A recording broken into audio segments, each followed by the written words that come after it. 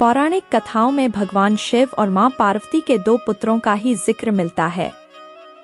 क्या आपको पता है गणेश और कार्तिकेय के अलावा शिव पार्वती का एक और पुत्र भी था जिसका नाम अंधक था, जिसे अंधकासुर के नाम से भी जानते थे।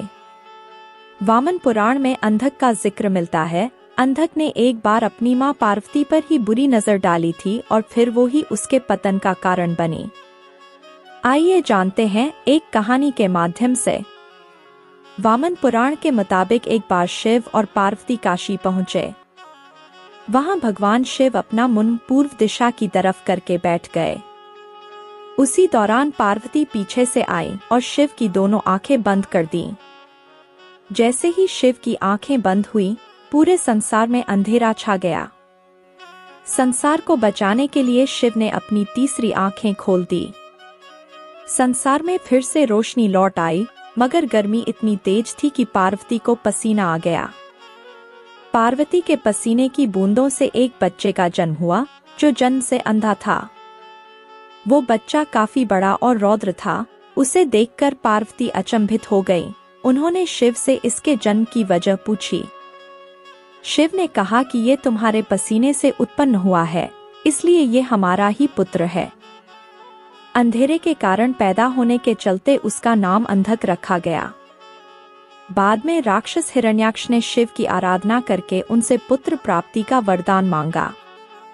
तब शिव ने हिरण्याक्ष को पुत्र के रूप में अंधक को दे दिया। इस तरह अंधक का पालन पोषण दैत्यों के बीच ही हुआ। अंधक को ये ही पता था कि उसके पिता हिरण्याक्ष हैं और उसकी कोई मां नहीं है। आगे जाकर अंधक असुरों का सरदार बन गया।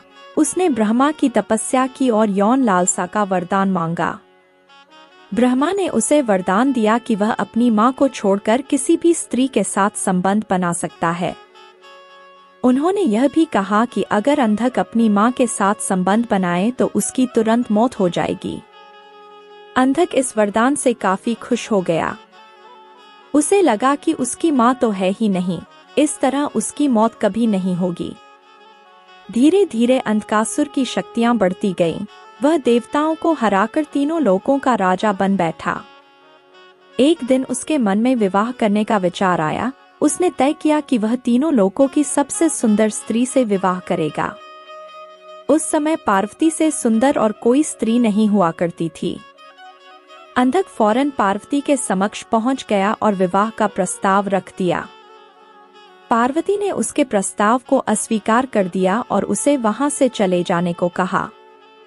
अंधक नहीं माना और पार्वती को जबरदस्ती अपने साथ ले जाने लगा। तभी शिव वहां प्रकट हुए और उन्होंने अंधक को बताया कि पार्वती उसकी मां है। लेकिन अंधक ने शिव की बात को मनाने से इनकार कर दिया। तभी तीव्र गुस्से में आकर शिव ने अंधक का वध कर दिया। आशा करते हैं दोस्तों, कहानी अच्छी लगी होगी। अगर यह कहानी आपको अच्छी लगी है तो इस वीडियो को लाइक करें और ऐसी ही कहानियां सुनने के लिए हमारे चैनल को भी सब्सक्राइब करें। धन्यवाद।